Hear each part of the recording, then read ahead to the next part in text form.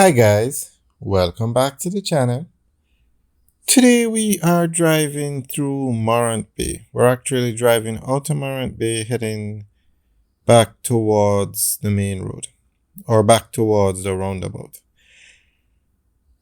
Morant Bay is the capital of St. Thomas, and with the building of the Southern Coastal Highway and the Morant Bay Urban Center, Morant Bay is becoming a hotspot basically in Jamaica.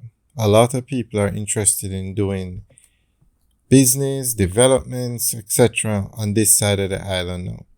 This is actually the Southern Coastal Highway that we're driving on, and that road goes all the way from Kingston to Port Antonio. Alright guys, enjoy the tour. Remember to like, share, and subscribe. Have a good day.